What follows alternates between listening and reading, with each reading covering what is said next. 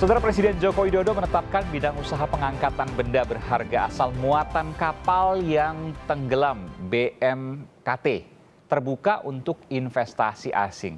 Hal itu sesuai dengan Peraturan Presiden Nomor 10 Tahun 2021 tentang bidang usaha penanaman modal. Asosiasi Perusahaan Pengangkatan dan Pemanfaatan Benda Muatan Kapal Tenggelam Indonesia mencatat setidaknya terdapat 464 titik harta karun bawah laut Indonesia. Sementara potensi kekayaan harta karun di bawah laut Indonesia mencapai 177 triliun rupiah. Luar biasa. Di perairan Sulawesi Selatan misalnya terdapat 20 titik lokasi harta karun yang terpendam. Salah satunya, saya sebutkan ini, mudah-mudahan tidak jadi rebutan, di perairan Selayar, Sulawesi Selatan. Balai Pelestarian Cagar Budaya Sulawesi Selatan menyebut harta itu terdiri atas peninggalan kerajaan pada abad ke-17 hingga sisa Perang Dunia Kedua. Bagaimana memastikan aturan dalam Perpres ini tidak bertabrakan dengan undang-undang tentang cagar budaya? Kami akan membahasnya setelah informasi berikut ini.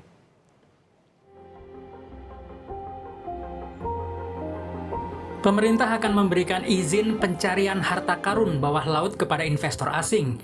Pencarian harta karun bawah laut merupakan satu dari 14 bidang usaha yang dibuka pemerintah. Kepala Badan Koordinasi Penanaman Modal BKPM, Bahlil Lahadalia menegaskan, pemerintah menetapkan syarat ketat untuk bidang usaha tersebut, sehingga investasi asing tidak bisa dengan mudah mendapatkan izin. Jadi kalau mencari harta karun di laut-laut, bisalah kau turun. Nah, syarat izinnya datang sama kita.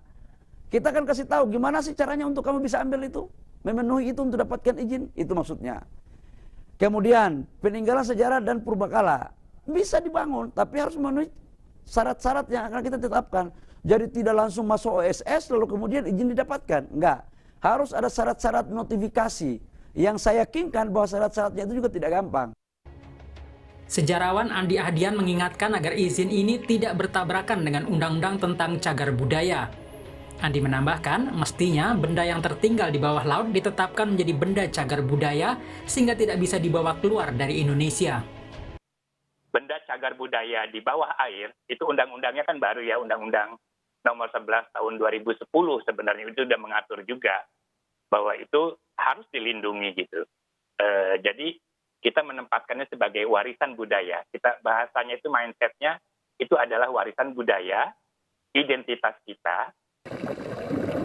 Kritikan datang dari mantan Menteri Kelautan dan Perikanan Susi Pujiastuti. Di akun Twitternya, Susi meminta pemerintah mengelola sendiri benda muatan kapal tenggelam dan tidak mengizinkan asing mengambilnya. Mohon dengan segala kerendahan hati untuk BMKT dikelola dan diangkat sendiri oleh pemerintah. Sudah banyak kita kehilangan benda-benda bersejarah yang seharusnya jadi milik bangsa kita, tulis Susi Pujiastuti. Negara harus memastikan proses pengangkatan benda berharga asal muatan kapal yang tenggelam harus dilakukan secara transparan dan melibatkan para ahli sehingga negara tidak kehilangan warisan budayanya. Tim Liputan Kompas TV.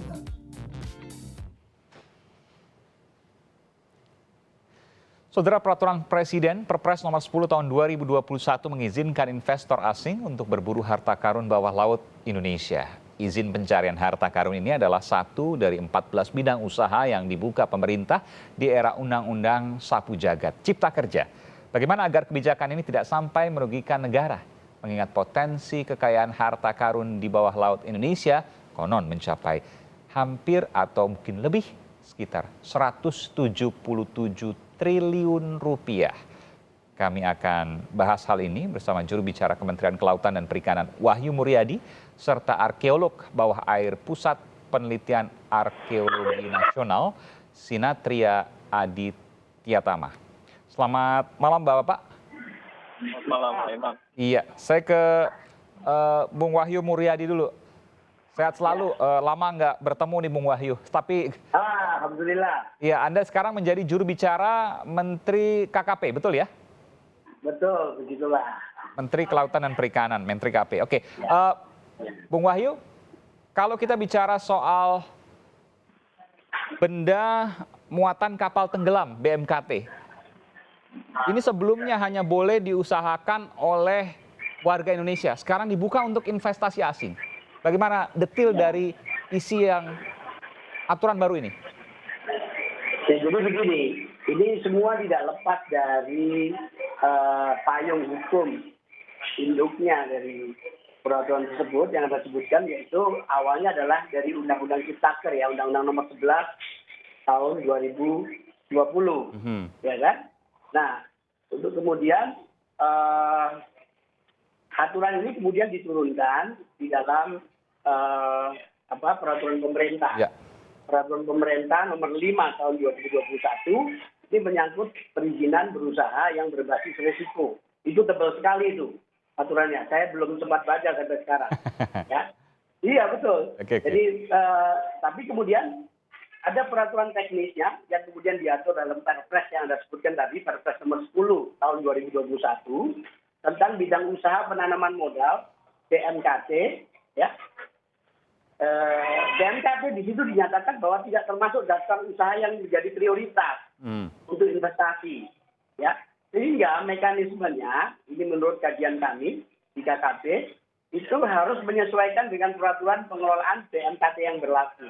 Oke. Peraturan BMKT yang berlaku sejauh ini itu ada beberapa prinsip yang harus dipegang teguh oleh kita semua, yaitu kalaupun memang dibuka peluang untuk pihak swasta maupun asing untuk kemudian mengangkat karena alasan biaya pengangkutannya begitu mahal sehingga mungkin negara selama ini mungkin belum mampu untuk melakukannya, sehingga kemudian dibuka kepada siapapun pihak ketiga untuk melakukan pengangkatan, maka proses risetnya, pengangkatannya, ekskavasinya dan seterusnya itu sepenuhnya biayanya ditanggung oleh mereka. Oke. Satu. Yang kedua, sampai kemudian kalau terjadi pengangkatan ya setelah sampai di darat, maka itu semua harus memenuhi beberapa hal yang memang sudah ditentukan menurut kaidah-kaidah arkeologi maritim kita. Ya, dan yang lebih penting lagi adalah tidak boleh diperjualbelikan. Jadi sejauh yang saya ketahui, saya sudah sempat koordinasi tadi bertanya kepada beberapa pihak di kementerian termasuk Kemenko Marves, maka barang yang didapat itu tidak boleh dikomersilkan atau diperjualbelikan. Ya. Jadi ini prinsip-prinsip yang perlu diketahui, jadi jangan keburu euforia saja. Tapi kalau nggak diperjualbelikan, lalu dari mana pemerintah bisa mendapatkan uang? Karena kan nggak jadi uang itu barang. Nah ya memang kita mungkin tergiur dengan kemungkinan nilai material atau nilai artefak yang begitu mahal yang disebutkan ada yang bilang itu 170 triliun dan seterusnya. Tapi itu kan hitungan yang masih perkiraan, karena untuk menjual artefak ini tidak mudah.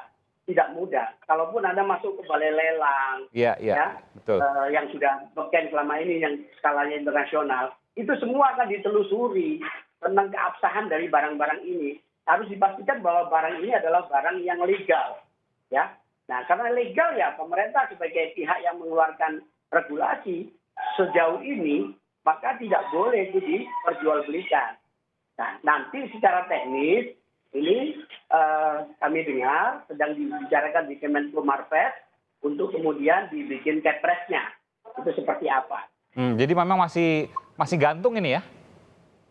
Ya bukan masih gantung ya, masih prinsipnya seperti itu. Boleh. Kalau enggak, karena begini Bung Wahyu, kalau seandainya ini katakan sebagai investasi, tapi pihak asing tidak boleh menjual dari hasil temuannya, padahal sudah melakukan riset, sudah kemudian melakukan eksplorasi, mungkin mengambil di laut dalam yang ratusan meter atau bahkan mungkin ribuan meter, tapi kemudian setelah didapatkan tidak bisa dia uangkan, kan ini hal yang aneh, karena judulnya kan investasi. Makanya ini kategorinya kan perizinan berbasis risiko, ya. Jadi untuk itu ya risiko memang harus dihitung dari para pihak yang berniat mau melakukan riset dan pengangkatan, ya kan. Tapi modelnya seperti apa? Kalaupun tidak boleh diperjualbelikan, kan tidak harus diserahkan ke balai lelang. Tapi bisa juga itu misalnya modelnya adalah yang sudah mengangkat itu kemudian diberi hak untuk melakukan pameran di berbagai tempat dalam pengawasan kita tentu saja. Ya, maka uang-uang hasil perolehan dari tiket pameran menjadi hak dari pihak yang sudah mengangkat, kan bisa begitu. Jadi pendeknya harus tetap menjadi nilai kekayaan kita itu, ya kan? Oke, saya ke Bung Sinatria. Bung Sinatria, ada komentar terkait ini? Sebetulnya kalau kita melihat dari tinggalan bawah air, itu kita harus melihatnya dalam perspektif itu adalah warisan budaya atau heritage. Dan memang para ahli di dunia sudah sepakat dituangkan dalam UNESCO Convention tahun 2001 bahwa pelestarian yang paling tepat untuk situs arkeologi bawah air adalah secara in situ atau tidak berpindah dari lokasi situsnya yang berasal. Tapi memang realitasnya memang kita banyak menghadapi banyaknya ancaman, salah satunya adalah pencurian ilegal. Oleh karena itu, para ahli pun memberikan opsi untuk mengangkat dalam rangka yaitu untuk penyelamatan atau kita sebutnya rescue salvage gitu ya. Tapi rescue salvage ini juga tidak bisa begitu saja dilakukan karena harus melalui tahap penelitian oleh para saintis multidisiplin dan juga melakukan assessment tentang situs tersebut baru bisa diadakan adanya rescue salvage tersebut. Dan setelah kemudian diangkat, biasanya apa? Untuk pameran atau dilelang di tempat internasional, Bialek Christie misalnya? Untuk mengangkat itu juga kita harus konsekuen dan punya tanggung jawab yang cukup berat karena begitu benda-benda tersebut diangkat dari lokasinya itu memiliki kita sebagai pengangkat mempunyai tanggung jawab untuk mengkonservasi benda tersebut agar tidak rusak gitu. Dan salah satu yang sudah dilakukan di banyak negara yaitu harus membuat museum yang memang layak untuk memberikan untuk menyimpan benda-benda tersebut. Storage dan segala macam dan tenaga ahli juga harus terlibat dalam konservasi benda-benda tersebut. Dan adanya dengan perpres ini boleh dibawa ke luar negeri? Kalau dalam rangka pameran yang dipinjamkan sebetulnya tidak masalah, tapi kalau diperjualbelikan tadi saya sepakat dengan Pak Wahyu bahwa ini sudah tidak boleh diperjualbelikan ke luar negeri karena adanya Undang-Undang Cagar Budaya yang tidak membolehkan hal tersebut. Jadi Bung Wahyu, artinya ini diambil tapi nggak akan pernah boleh keluar dari Indonesia? Ya, mungkin boleh keluar dari Indonesia. Saya nggak hanya tahu untuk pameran ya, tapi benar harus kembali lagi. Kalau untuk di pameran boleh tapi dipinjamkan, tapi tetap harus kembali ke Pangkuan Pertiwi, ya kan? Itu menjadi kekayaan artefak maritim kita yang luar biasa nilainya. Ya kan? Jadi yang jelas Mas Aiman, dari tahun ke tahun proses penanganan dari BMKT ini sejak dirumuskan dalam Perpresnya Gus Dur tahun 2000 menjadi presiden, itu sepertinya makin lama makin membaik. Kalau dulu kan di zaman Presiden Abdurrahman Wahid, Pak Sarwono sempat cerita kepada saya, dulu polanya adalah boleh diekskavasi oleh siapapun, ya kan? Itu kemudian biaya semuanya itu ditanggung oleh yang melakukan ekskavasi, tapi kemudian negara berhak untuk memilih masterpiece, item-item yang masterpiece dari harta karun itu. Nah, sisanya kemudian dibagi bersama-sama secara proporsional dan tetap negara tidak boleh dirugikan. Itu satu prinsip. Nah, itu jauh berbeda dibandingkan dengan era dulu sebelum era reformasi itu. Luar biasa itu. Artefak harta karun kita, barang muatan kapal tenggelam, benda muatan kapal tenggelam yang ada di 464 titik atau bahkan itu yang terkonfirmasi ya, sebenarnya banyak, ada puluhan ribu titik barangkali dari bentangan laut kita yang garis pantainya luas sekali 98.000 km persegi. Itu selama ini ya dijarah begitu rupa atas nama ekskavasi yang dilakukan asing. Dijarah nama Michael Hatcher, dia dong diambil kemudian negara dapat ampasnya, dia dapat yang masterpiece dijual ke luar negeri secara ilegal. Nah, itu sebabnya waktu itu pemerintah pernah mengirim surat ke pemerintah Australia untuk mengingatkan bahwa apa yang diambil oleh masyarakat itu adalah barang ilegal. Jadi nggak bisa dilelang. Mereka sampai Hatcher saya dengar merugi waktu itu. Sempat nyewa gudang dan seterusnya. Jadi punya barang tapi nggak bisa diapain waktu itu ya. Ini oleh perompak-perompak asing, saya boleh katakan seperti itu ya? Ya. Oke, saya ke Bung Sinatria. Bung Sinatria, artinya kalau seperti ini positif dong? Harus dilihat dulu outcome-nya. Sebetulnya positifnya adalah warisan cagar budaya bawah air ini mendapat perhatian lagi dari pemerintah gitu ya. Setelah sekian lama mungkin kurang diperhatikan gitu. Tapi memang output-nya janganlah lagi komersialisasi dari benda-benda tersebut.